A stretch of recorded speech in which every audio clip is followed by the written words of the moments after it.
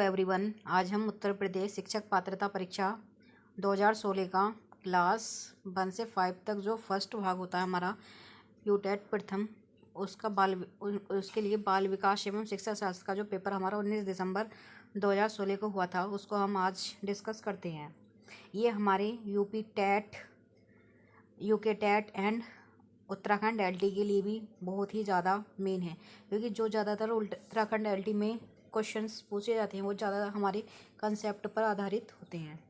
पियाजे मुख्य रूप से किसके अध्ययन के लिए जाने जाते हैं? संज्ञानात्मक विकास।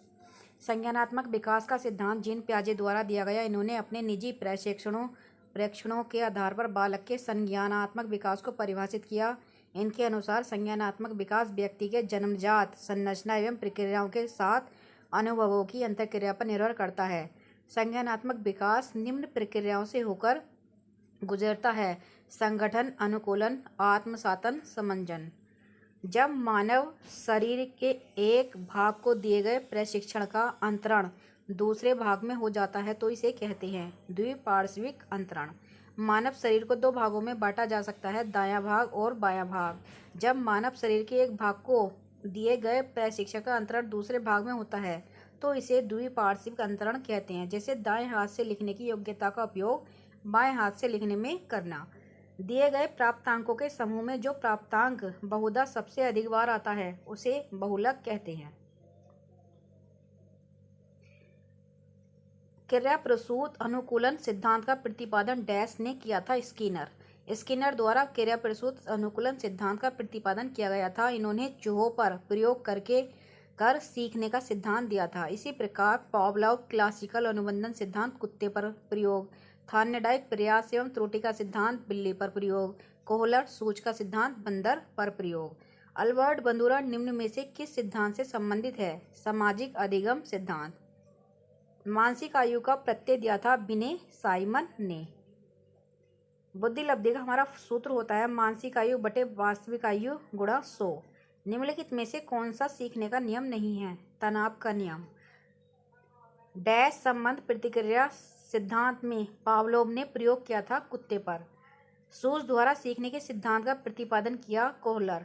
कार्य को आरंभ करने, जारी रखने और नियमित करने की प्रक्रिया है प्रेरणा। विस्मृति कम करने का उपाय है पाठ की पुनरावृत्ति। मतलब जब व्यक्ति अपने भूतकाल के अनुभवों या सीखी बातों को चेतन में लाने में असफल हो जाता है तब उसे विस्मृति कहते हैं।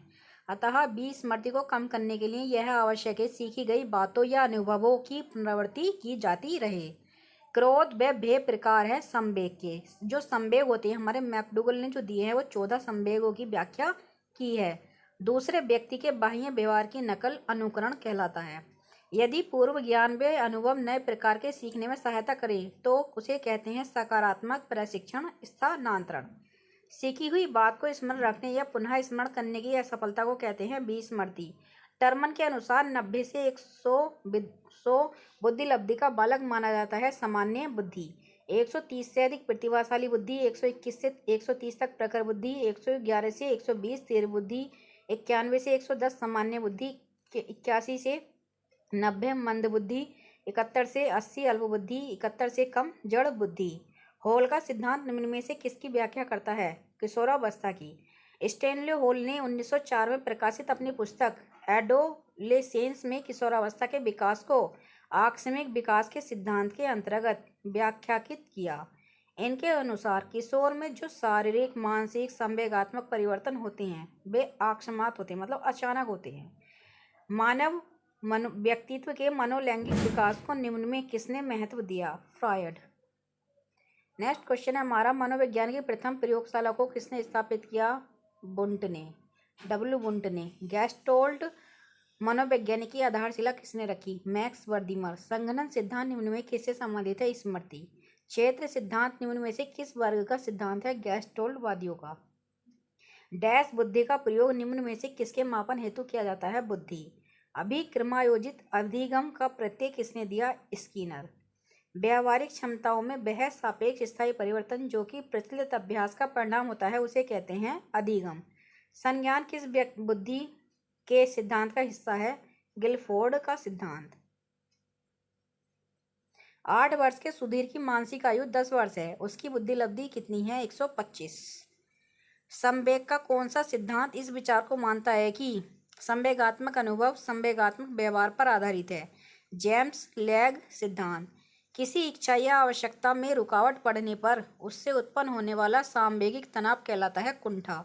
कोहलर वर्ग का सिद्धांत निम्न में से किस विकास से संबंधित है? नैतिक विकास।